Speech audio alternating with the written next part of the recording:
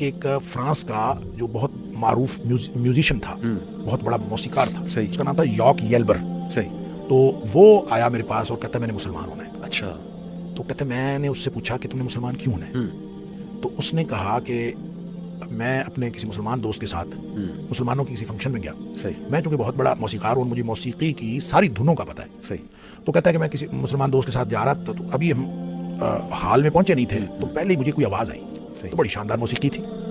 تو میں نے اپنے دوست سے پوچھا یہ کون سی موسیقی ہے؟ اس نے کہا یہ موسیقی نہیں ہے, تو قرآن کی تلاوت ہو رہی ہے. کہتا ہے ہم اندر گئے تو وہ تو جناب کہتا ہے میں تو حیران رہ گیا کہ کیا شاندار موسیقی تھی.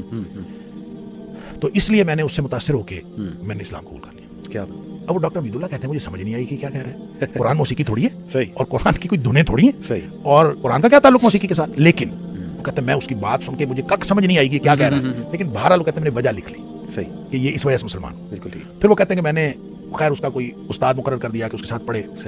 تو کچھ عرصے بعد کہتا ہے کہ اس کے استاد کا فون آیا, نہیں پہلے اس کا فون آیا موسیقار کا, یاک یلبر کا.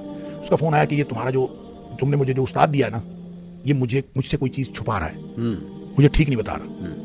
تو وہ کہتے ہیں میں حیران ہوا, کیا؟ اس سے پوچھا. وہ کہتا ہے جی یہ نا میں نے اس کو پڑھایا, یہ اذا جاء نصر اللہ والفتح ورأيت الناس يدخلون في دين الله افواجا فسبح بحمد ربک. میں نے اس کو پڑھایا ہے. تو یہ کہتا ہے کہ یہ جو افواجا ہے اور فسبح ہے, اس کے درمیان میں کوئی لفظ ہے, وہ بتاؤ کیا ہے.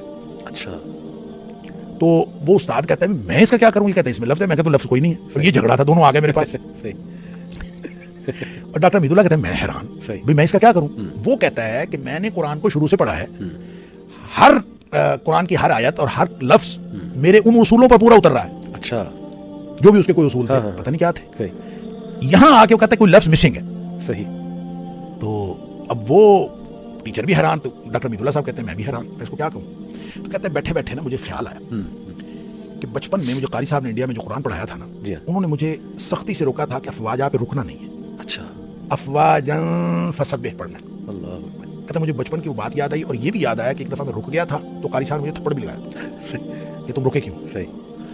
تو ڈاکٹر حمید اللہ کہتے ہیں میں نے اس کو کہا کہ یہ نا یہاں پہ مسنگ کوئی نہیں ہے, اس کو بس یوں پڑھنا ہے افواجن فسبح بحمد. صحیح. تو کہتے ہیں میں نے یہ کہا تو وہ اٹھ کے ناچنے لگا. اللہ. اس کے ناچنے لگا, اب ٹھیک ہے, یہ اب ٹھیک ہے. صحیح. بہرحال ڈاکٹر حمید اللہ نے یہ لکھا ہے کہ وہ آدمی ایک انتہائی مخلص اور بہترین مسلمان کے طور پر زندہ رہا. 1975 میں اس کی وفات ہو گئی. لیکن ہمیں پتہ نہیں چل سکا کہ اس کے پاس کون سا علم تھا اور کس علم سے قرآن کو پرکھتا رہا.